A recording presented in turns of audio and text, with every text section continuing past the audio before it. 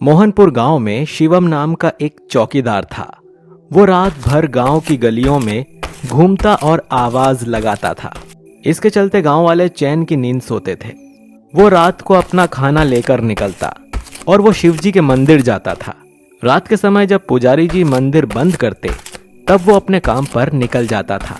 एक दिन पुजारी बाबा ने उससे पूछा, शिवम, ये सभी गांव वाले सुबह मंदिर आते हैं और तू रात को मंदिर आता है, उसके बाद मंदिर बंद होने तक बैठा रहता है। पंडित जी, जब तक मैं भगवान के दर्शन नहीं कर लेता मैं अपने काम पर नहीं जा सकता। दूसरा, जब तक भगवान बैठे रहते हैं मुझे गांव की चिंता नहीं है। जब ये सो जाते हैं तब मैं गांव की रखवाली करने निकलता हूं। तुझे इतना विश्वास है शिवजी पर? हाँ पंडित जी, मेरा विश्वास अटूट है। इसी तरह समय बीत रहा था। एक दिन मंदिर में एक सेठ जी आए और पुजारी जी से बोले, पंडित जी, मेरे यहाँ कोई संतान नहीं है। मैं भगवान भोलेनाथ की पूजा करना चाहता हूँ। पंडित जी सेठ जी की पूजा करवा देते हैं। भगवान ने चाहा तो तुम्हें अवश्य संतान की प्राप्ति होगी, लेकिन उसे लेकर मंदिर में दर्शन करने अवश्य आना। एक साल बाद सेठ जी के घर बेटा होता है। वो अपनी पत्नी और बच्चे के साथ मंदिर पहुंचते हैं। पंडित जी, भोले बाबा ने मेरी पुकार सुन ली।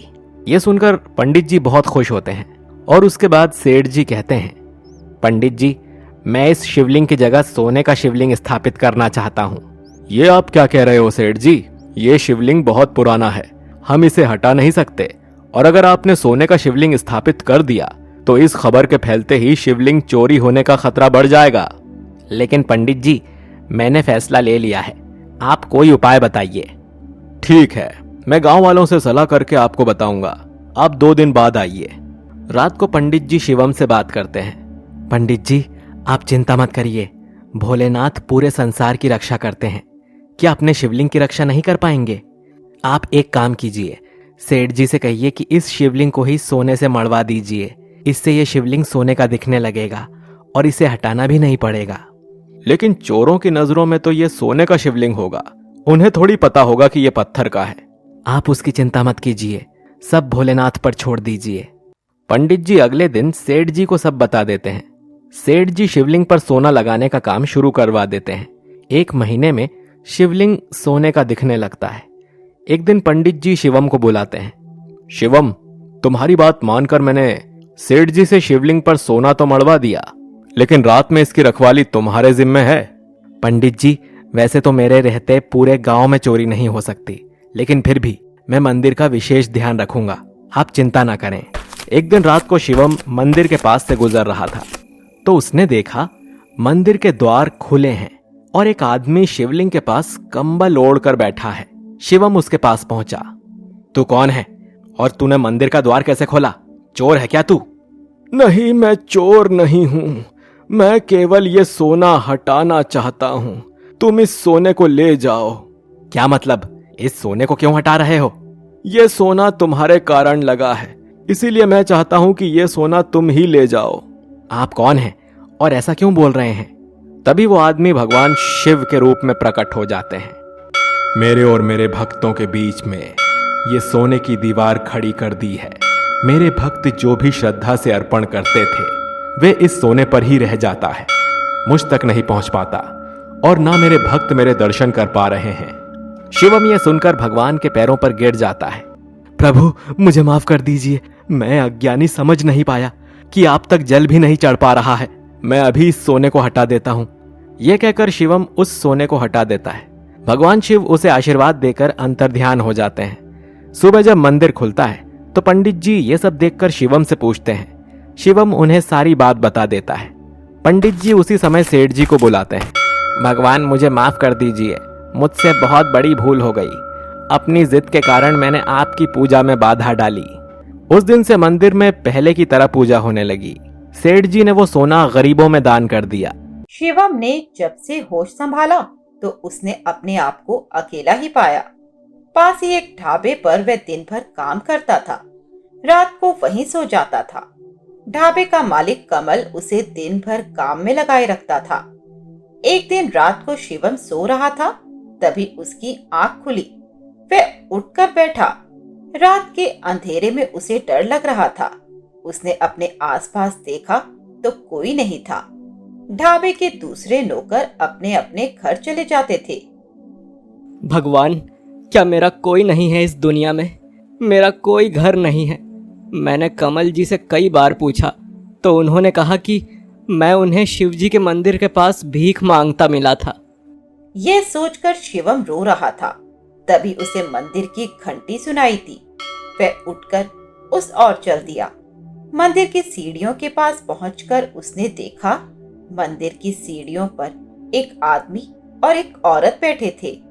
आप दोनों कौन हैं और इतनी रात को यहाँ क्या कर रहे हैं? मंदिर तो बंद है।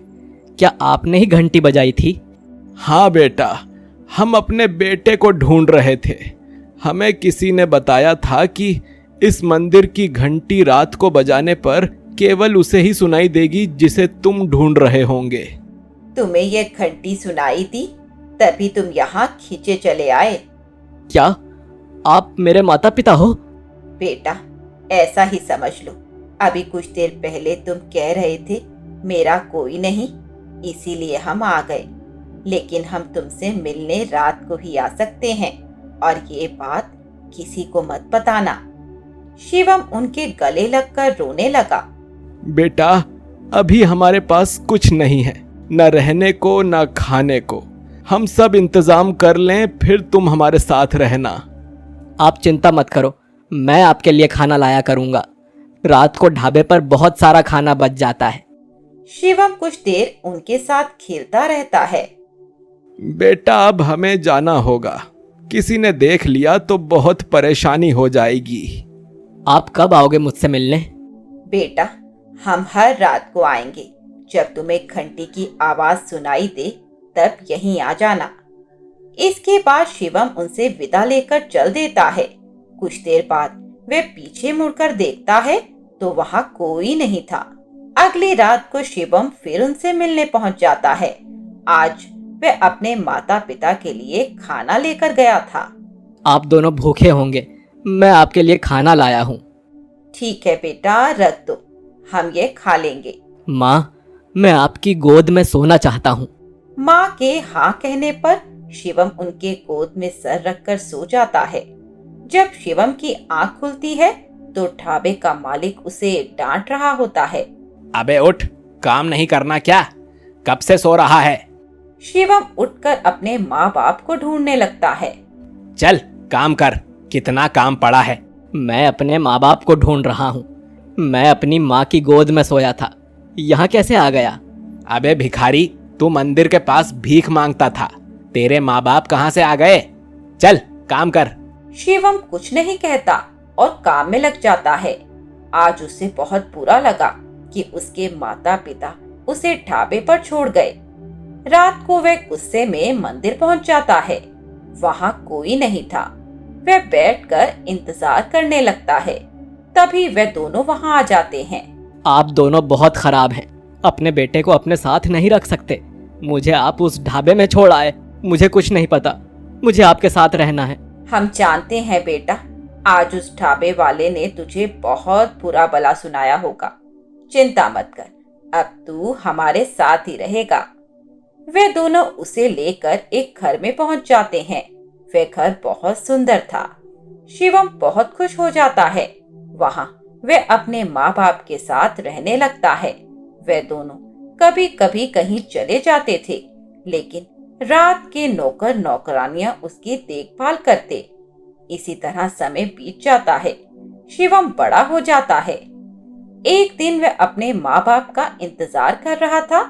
तभी उसे घंटी की आवाज सुनाई दी। वह दौड़कर मंदिर पहुंच जाता है। वहां कोई नहीं था। वह मंदिर के अंदर जाकर भगवान शिव और माँ पार्वती के सामने बैठ जाता है। भगवान, मेरे माता पिता कहाँ चले गए? तभी उसे शिव पार्वती में अपने माता पिता दिखाई देते हैं। हे महादेव, आप मुझ अनाथ भिखारी के लिए माँ बाप बनकर चले आए। मैं धन्य हो गया। आज आपकी कृपा से मैं पढ़ लिख गया। मुझे आपकी सेवा करनी चाहिए थी और आप मेरी सेवा कर रहे थे। ये कहकर वह रोने लगा। तभी मूर्ति में से आवाज आई, बेटा, कभी अपने आप को अकेला मत समझना। मैं सदैव तुम्हारे साथ हूँ। जब भी किसी गरीब बच्चे को देखो, उसकी मदद कर देना, हमारा कर्ज उतर जाएगा। शिवम वापस घर आ गया। उसने कड़ी मेहनत करके व्यापार शुरू किया। इसके साथ ही वह गरीब अनाथ बच्चों की मदद करने लगा, जिससे उसका व्यापार कई गुना बढ़ गया। रायपुर शहर में मदन एक होटल में खाना बनाने का काम करता था। मदन बहुत ही स्वादिष्ट खाना बनाता था। मदन जो भी खाना बनाता था उसकी सभी तारीफ करते थे। मदन के घर में उसकी पत्नी रमा और एक बेटा मोहन था। मदन को हर महीने 5,000 रुपए मिलते थे, जिससे किसी तरह उनके परिवार का गुजर बसर हो जाता था। एक दिन मदन अपने घर से काम पर जाने के लिए निकला, तभी उसकी एक ट्रक से टक्कर हो जाती है। मदन सड़क पर गिर जाता है और उसके सिर से खून निकलने लगता है। कुछ लोग उसे अस्पताल पहुंचा देते हैं। जैसे ही रमा को खबर मिलती है, वो अस्पताल पहुंच जाती है। डॉक्टर साहब, मेरे पति ठीक तो हो जाएंगे ना? आपके पति की हालत ठीक नहीं है, हमें ऑपरेशन करना होगा, जिसके लिए आपको 50,000 रुपए जमा कराने होंगे। लेकिन डॉक्टर साहब, मेरे पास तो इतने पैसे नहीं हैं। देखिए, मैं कुछ नहीं कर सकता, आपको जल्द ही पैसे जमा कराने होंगे, नहीं तो इनकी जान भी जा सकती है। ठीक है डॉक्टर साहब, मैं पैसों का इंतजाम करती हूँ। ये कहकर वो अस्पताल से बाहर निकलकर शिवजी के मंदिर में पहुंच जाती है। वहां जाकर वो रोने लगती है। हे भोलेनाथ, मेरे पति की रक्षा करो, मुझे कुछ समझ नहीं आ रहा। अब आप ही हैं जो मेरे पति की रक्षा कर सकते हैं। कुछ देर मंदिर में प्रार्थना करने के बाद रमा उसी होटल में पहुंच जाती है जहां मदन काम करता था। अरे, आज मदन काम पर नहीं आया, यहाँ कितना नुकसान हो रहा है उसके बिना। सेठ जी, उनका एक्सीडेंट हो गया है और डॉक्टर ऑपरेशन के लिए 50,000 रुपए मांग रहा है। ओह, लेकिन मेरे पास भी इतने पैसे नहीं हैं।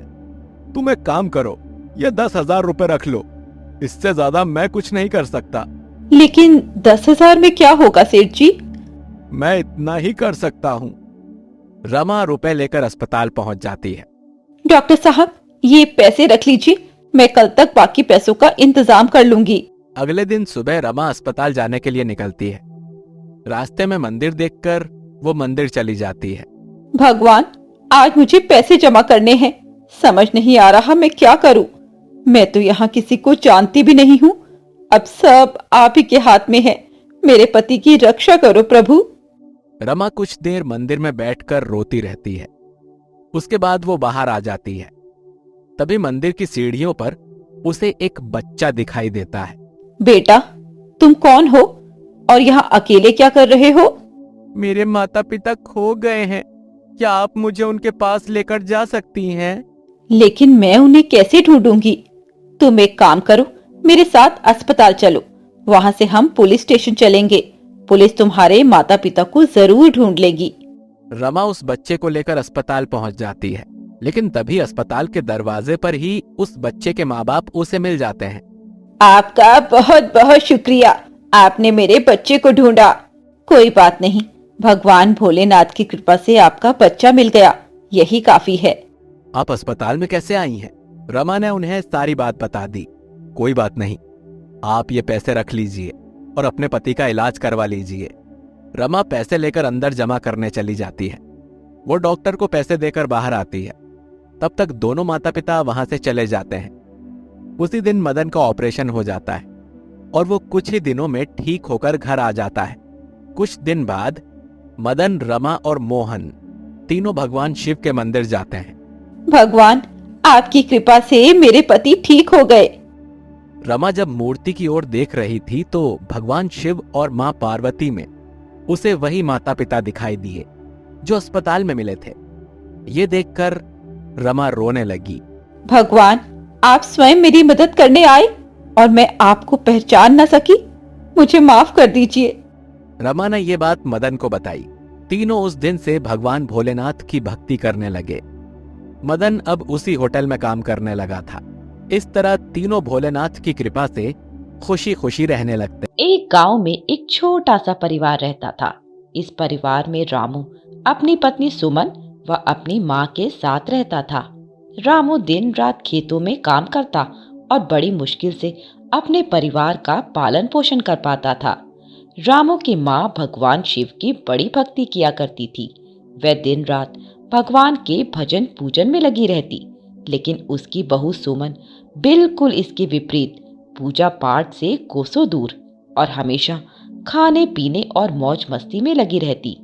अपनी सास के सामने वह सीधी बनकर रहती थी, पर जब भी उसकी सास मंदिर जाती वह पीछे से बढ़िया पकवान बनाकर खाती और सारे दिन पड़ोस में इधर उधर की बुराई भलाई की बातें करती रहती थी और अपनी सास के वापस आने से पहले घर आ जाती थी।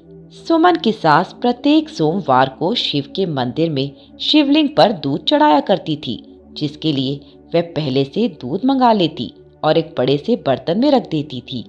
सोमवार को वह दूध शिव पर चढ़ा देती थी। सुमन को ये बात अच्छी नहीं लगती। वह सोचती है कि मेरी सास बेकार ही इतना दूध बहा देती है। एक दिन सुमन ने देखा कि घर में कोई नहीं है और उस बर्तन में जिसमें दूध रखा था, जो शिवजी पर चढ़ाया जाना था, उसने चुपचाप उसमें से आधा दूध निकाल लिया और आधा पानी मिला दिया। सुमन की सास ने हर सोमवार की तरह वह दूध भी शिवजी पर चढ़ा दिया। इसी प्रकार 16 सोमवार बीत गए। 16वें सोमवार को जब सुमन ने दूध निकाला तो उसकी सास ने देख लिया। उसने अपनी बहू से कहा, तुम ऐसा क्यों कर रही हो? इससे शिवजी नाराज हो जाएंगे। तब सुमन ने कहा, माँ जी, मैं तो पिछले 15 सोमवार से ऐसा ही कर रही हूँ। आपके शिवजी को नाराज होना होता तो वह मुझे जरूर दंड देते। आप तो बेकार ही दूध बर्बाद कर देती हैं। यही आधा पानी वाला दूध चढ़ा आइए अपने भोलेनाथ पर, वे इसी से ही प्रसन्न हो जाएंगे। सुमन की सास दुखी मन से दूध लेकर मंदिर पहुंची और उसने वह दूध शिवजी पर चढ़ा दिया। फिर वहीं उनकी पिंडी के सामने बैठ गई और शिवजी से कहने लगी, हे भोले शंकर, मेरी बहू ने जो पाप किया है उसमें मैं भी भागीदार हूँ। उसने दूध में पानी मिलाया और मैंने वही दूध आपको चढ़ा दिया। आप जो भी दंड देंगे वह मुझे मंजूर होगा। यह कहकर वह दुखी मन से एक घर चली आई। उसी रात उसके घर में जब सभी सो रहे थे तो बाबा भोलेनाथ ने सुमन और सास को सपने में दर्शन दिए और कहा, तुमने मेरी बड़ी सेवा की है, तुम्हें अब उसका फल मिलना चाहिए। सुमन ने कहा, बाबा, मुझसे बहुत बड़ी भूल हो गई। मैं तो आपके शिवलिंग पर चढ़ाने वाले दूध में से दूध निकाल देती थी। मुझे आप जो भी दंड देंगे वह मुझे स्वीकार होगा। मेरी भूल को क्षमा करो। तब सुमन की सास ने कहा, हाँ महाराज, मैं भी इसके पाप में भागी हूँ, मुझे भी दंड दीजिए। तब बाबा भोलेनाथ ने सुमन की सास से कहा, तुमने जो मेरे शिवलिंग पर दूध चढ़ाया उसमें से आधा पानी तुम्हारी बहू ने मिलाया, जिससे उसे भी जल चढ़ाने का पुण्य मिल गया। अनजाने में ही सही, पर उसने भी मेरी पूजा की है। आज तुम्हें इस सेवा का फल अवश्य मिलेगा। यह कहकर बाबा अंतर्ध्यान हो गए। सुमन और उसकी सास की आंख खुली तो सुबह हो चुकी थी। उन्होंने देखा उनका घर धन धान्य से भर चुका है। चारों तरफ पैसे और अन्न के भंडार भरे हुए हैं। दोनों बाबा भोलेनाथ के सामने नतमस्तक होकर भोलेनाथ की जय जयकार करने लगी। बाबा भोलेनाथ पर यदि सोमवार के दिन दूध या केवल जल चढ़ाया जाए तो बाबा तुरंत प्रसन्न हो जाते हैं। बाबा अपने भक्तों पर इसी प्रकार कृपा बनाए रखना। रमेश एक गरीब किसान था। वह अपनी पत्नी सुमन के साथ एक पुराने से मकान में रहता था। एक दिन रमेश खेत से घर वापस आया। आप आ गए? मैं अभी आपके लिए खाना बनाती हूँ। हाँ, जल्दी से खाना बना दे, बहुत भूख लगी है। सुनो जी, कुछ दिनों में सावन मास शुरू हो जाएगा और हमारी छत पिछली बरसात में बहुत टपकती थी, इसीलिए इस साल सावन आने से पहले इसकी मरम्मत करवा लेते हैं। हाँ, सोच तो मैं भी रहा था। ठीक है, मैं कल जमींदार से बात करता हूँ। अगले दिन रमेश जमींदार के पास जाता है। सेठ जी, मुझे कुछ रुपए उधार दे दीजिए, फसल कटते ही चुका दूंगा। वाह, पिछला कर्ज तो तुझसे चुकाया नहीं जा रहा, नया चाहिए। पिछले साल सूखा पड़ गया तो तूने कर्ज नहीं चुकाया, अब तुझे एक पैसा भी नहीं दूंगा, समझा? रमेश निराश होकर घर वापस आ जाता है। कुछ दिनों बाद सावन शुरू हो जाता है। सावन के पहले सोमवार के दिन रमेश और सुमन भगवान शिव के मंदिर जाने के लिए तैयार हो रहे थे कि तभी बहुत तेज बारिश शुरू हो जाती है। हे भगवान, बारिश शुरू हो गई, अब हम मंदिर कैसे जाएंगे? थोड़ा इंतजार कर लेते हैं, शायद कुछ देर में बंद हो जाए। काफी समय बीत जाने के बाद भी बारिश बंद नहीं होती। उनके घर की छत टपकने लगती है। लगता है आज भगवान भोलेनाथ हमारी परीक्षा ले रहे हैं। तू ऐसा कर, घर में ही मिट्टी का शिवलिंग बना ले, उसी पर बेलपत्र और दूध चढ़ाकर पूजा कर लेते हैं। लेकिन वे तो बह जाएगा। वे दोनों सोच विचार कर रहे थे कि तभी उनके दरवाजे पर किसी ने दस्तक दी। रमेश ने दरवाजा खोला तो बाहर एक साधु और साध्वी खड़े थे। रमेश ने उन्हें प्रणाम किया। बालक, हम दूसरे गांव से आए हैं। यदि तुम्हें कोई परेशानी ना हो तो बारिश बंद होने तक तुम्हारे घर में रुक सकते हैं। बाबा, आपका स्वागत है। आपके आने से मेरा घर पवित्र हो गया। दोनों अंदर आकर बैठ जाते हैं। सुमन पूजा करने के लिए शिवलिंग बना रही थी। बेटी, तुम शिवलिंग क्यों बना रही हो? बाबा, आज हम दोनों का उपवास है।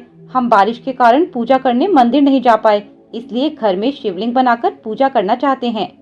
लेकिन बेटा, तुम्हारे तो पूरे घर में पानी टपक रहा है, फिर पूजा में ध्यान कैसे लगा सकोगे? यहाँ तो बैठने की भी जगह नहीं है। माताजी, भगवान शिव हमारी परीक्षा ले रहे हैं, लेकिन हम आज उनकी पूजा अवश्य पूरी करेंगे। सुमन और रमेश पूजा करने बैठ जाते हैं। पूजा करते समय जैसे ही रमेश शिवलिंग पर फल चढ़ाने के लिए हाथ आगे बढ़ाता है, हमें बहुत भूख लगी है, पहले हमें भोजन दो। घर में कुछ नहीं था, इसीलिए रमेश वे फल साधु बाबा को दे देता है। तभी सुमन शिवलिंग पर दूध चढ़ाने लगती है। मुझे भी बहुत भूख लगी है माताजी, अब तो हमारे घर में कुछ भी खाने के लिए नहीं है। ये भी आज खेत पर नहीं जा पाए। आज मजदूरी मिलती तभी कुछ भोजन बन पाता। कोई बात नहीं, ये दूध हमें दे दो। सुमन वे दूध उन्हें दे देती है। अब हम रात्रि में तुम्हारे घर विश्राम करेंगे, लेकिन यहाँ तो सोने की भी जगह नहीं है। आप चिंता न करें, आप आराम करें, हम यहीं दरवाजे के पास बैठकर रात गुजार लेंगे। रात को रमेश और सुमन बातें करते हैं। आज तो भगवान भोलेनाथ की पूजा भी नहीं कर सके, उपवास कैसे पूरा होगा? कोई बात नहीं, हम कल उपवास पूरा करेंगे। सुबह आप कुछ फल ले आइएगा। बातें करते करते दोनों सो जाते हैं। सुबह जब उनकी आंख खुलती है तो वहाँ साधु और साध्वी नहीं थे और वे मिट्टी का शिवलिंग सोने का बन चुका था। उनका पूरा घर बहुत सुंदर बन गया था। एक कोने में अन्न धन के ढेर लगे थे। रमेश और सुमन शिवलिंग के सामने बैठकर रोने लगे। भगवान भोलेनाथ और माँ पार्वती स्वयं हमारे घर आए और हम उन्हें पहचान न सके। भगवान हमें स्वयं दर्शन देने आए थे, इतनी बारिश में इतना कष्ट उठाकर। दोनों शिवलिंग के आगे नतमस्तक हो जाते हैं। किशन एक गांव में दूध बेचता था। उसके पास 2 भैंस थी। वह सुबह उनका दूध निकालता और पूरे गांव में घूम घूम कर बेच आता था। लेकिन हर दिन उसका थोड़ा दूध बच जाता था। जब वह दूध बेचकर वापस आता तो रास्ते में शिव जी के मंदिर में चला जाता और सारा दूध शिवलिंग पर चढ़ा देता था। यह उसका रोज का नियम था। एक दिन उसका मित्र मिला लेखपाल। उसने किशन से पूछा, अरे तू इतनी मेहनत से पूरे गांव में दूध बेचता है, फिर जो दूध बच जाता है उसे शिवलिंग पर क्यों चढ़ा देता है? बाकी लोग तो थोड़ा सा दूध पानी मिलाकर चढ़ाते हैं, तू भी ऐसा किया कर और बाकी बचे दूध को जमा कर घी निकाल कर बेचा कर, तुझे बहुत फायदा होगा। किशन ने कहा, भैया मैं पूजा पाठ नहीं जानता, मैं तो भोले बाबा की भक्ति करता हूँ। मैं अनाथ हूँ और इन्हें अपना पिता मानता हूँ, इसीलिए इन्हें दूध चढ़ाकर इनकी सेवा करता हूँ। भोलेनाथ की कृपा से मेरी गुजर बसर मजे से हो जाती है। लेखपाल उसे बहुत समझाता है, लेकिन वह नहीं मानता और हर दिन सारा दूध शिवजी पर चढ़ा देता था। एक दिन किशन मंदिर में दूध चढ़ा रहा था। तभी मंदिर के पुजारी ने कहा, बेटा हर दिन तू महादेव का अभिषेक दूध से करता है, तेरी क्या मनोकामना है जिसके लिए तू ये सब कर रहा है? किशन ने कहा, मुझे भोलेनाथ से कुछ नहीं चाहिए, मैं पूजा पाठ तो जानता नहीं हूँ। मैंने कुछ लोगों को दूध में पानी मिलाकर चढ़ाते देखा, तो मुझे लगा भोलेनाथ पानी मिला दूध पीकर कमजोर ना हो जाएं, इसीलिए इन्हें शुद्ध दूध चढ़ा देता हूँ। यह सुनकर पुजारी बाबा हंसने लगे। वे किशन के भोलेपन और उसकी अनोखी भक्ति से बहुत प्रसन्न थे। एक दिन गांव में बारिश हो रही थी। किशन बारिश के कारण दूध बेचने जा नहीं सका। उसका सारा दूध बच गया। वह सारा दूध लेकर मंदिर पहुंच गया। वहां पुजारी बाबा ने उसे रोका और कहा, बेटा, इतना दूध चढ़ाएगा तो सारा दूध पानी की तरह बह जाएगा। तब किशन ने कहा, लेकिन बाबा, ये तो मेरा रोज का नियम है, मैं इसे कैसे छोड़ सकता हूँ? मैं ये दूध घर वापस नहीं ले जा सकता हूँ। तब पुजारी बाबा ने कहा, तू इस सारे दूध की खीर बनाकर भोलेनाथ का भोग लगाकर गांव में बांट दे, इससे तुझे बहुत पुण्य मिलेगा। किशन को पुजारी की बात अच्छी लगी। वह गांव से खीर बनाने का सामान ले आया और मंदिर में सारे दूध की खीर बनाई। भगवान का अभिषेक खीर से किया और सारे गांव में खीर बांट दी। उसके बाद से किशन ने एक नियम बनाया। वह हर रोज शिवलिंग पर बचा हुआ दूध चढ़ाता और महीने में एक दिन दूध नहीं बेचता था। सारे दूध की खीर बनाकर भगवान का भोग लगाकर गांव में बांट देता था। इधर कैलाश पर्वत पर भगवान भोलेनाथ ने माँ पार्वती को सारी बात बताई। तब पार्वती जी ने कहा, महादेव, आपका ये भक्त कभी आपकी पूजा नहीं करता, कभी आपका नाम नहीं लेता, केवल दूध और खीर से अभिषेक करने से आप उससे प्रसन्न हो गए। तब महादेव ने कहा, पार्वती, उसकी निश्चल भक्ति ने मेरा मन जीत लिया है। इस संसार में कोई मेरी पूजा, मेरी भक्ति किसी कामना से करता है, लेकिन यह मेरा भक्त मुझे अपना पिता मानकर अभिषेक करता है। ये मेरी चिंता करता है कि कहीं पानी मिले दूध के अभिषेक से मैं कमजोर ना हो जाऊं, इसीलिए यह मेरा अभिषेक शुद्ध दूध से करता है। तब पार्वती जी ने कहा, महाराज, हमें इसकी परीक्षा लेनी चाहिए। भक्त की परीक्षा लेने के लिए महादेव और पार्वती जी ने सेठ सेठानी का भेष लिया और किशन के घर पहुंच गए। महादेव ने किशन से कहा, दूध वाले, हम हर दिन तुम्हारा सारा दूध दुगने दाम पर खरीद लेंगे और तुम्हें पूरे गांव में भागना भी नहीं पड़ेगा। हमारे नौकर यहीं से दूध ले जाएंगे और यहीं तुम्हें उसका मूल्य दे देंगे। ये सुनकर किशन ने कहा, ठीक है सेठ जी, लेकिन मैं सारा दूध नहीं दे सकता। मेरी भैंसें जितना दूध देंगी उसमें से थोड़ा सा मैं भोलेनाथ के अभिषेक के लिए रखूंगा, बाकी आप चाहें तो खरीद सकते हैं। तब पार्वती जी ने कहा, हमें तो बहुत सा दूध चाहिए, तुम सारा दूध दे दो, भले ही दाम 4 गुना ले लो। तब किशन बोला, नहीं, मैं अपने भोलेनाथ को भूखा नहीं रख सकता। तुम्हें दूध लेना हो तो लो, नहीं तो चले जाओ। यह सुनकर सेठ सेठानी वहां से चले गए और कुछ दूर जाकर एक गरीब ब्राह्मण ब्राह्मणी का भेष बनाकर बैठ गए। किशन जब सारे गांव में दूध बेचकर मंदिर जा रहा था, उसे किसी के रोने की आवाज आई। वह पास गया तो ब्राह्मणी बैठी रो रही थी। किशन ने पूछा तो उन्होंने बताया, मैं और मेरे पति कई दिनों से भूखे हैं, हमारे पास खाने को कुछ नहीं है। यह सुनकर किशन ने अपना सारा दूध ब्राह्मण ब्राह्मणी को दे दिया। उन्होंने सारा दूध पी लिया। उसके बाद ब्राह्मण ने पूछा, भाई, तुम ये दूध कहाँ ले जा रहे थे? तब किशन ने मंदिर में अभिषेक की बात बताई। यह सुनकर ब्राह्मण ने पूछा, तुमने अपना नियम क्यों तोड़ दिया? तब किशन ने कहा, भगवान भोलेनाथ मेरे पिता हैं, आप भी उन्हीं की संतान हैं। एक पिता स्वयं भूखे रह सकते हैं, लेकिन अपनी संतान को भूखा नहीं रख सकते। भगवान शिव का क्रोध मैं सह लूंगा। तभी भगवान शिव और माँ पार्वती अपने असली रूप में प्रकट हो गए। महादेव को देखकर किशन उनके पैरों में गिर पड़ा। महादेव ने कहा, मैं तुम्हारी सच्ची भक्ति से बहुत प्रसन्न हूँ, मांगो क्या मांगते हो? किशन बोला, बाबा, मुझे कुछ नहीं चाहिए, बस अपनी भक्ति मुझे दे दीजिए। भगवान शिव ने उससे कहा, तुम मेरे सच्चे भक्त हो, आज से तुम्हें कोई कष्ट नहीं होगा। तुम इस संसार में रहकर मेरी भक्ति करते रहोगे और मरने पर तुम्हें मोक्ष की प्राप्ति होगी। ये कहकर भगवान शिव और माँ पार्वती अंतर ध्यान हो गए। मित्रों, आपको ये कहानी कैसी लगी? हमें कमेंट बॉक्स में बताएं। साथ ही ऐसी नई नई कहानियों के लिए हमारे चैनल वैदिक मंथन को सब्सक्राइब करें।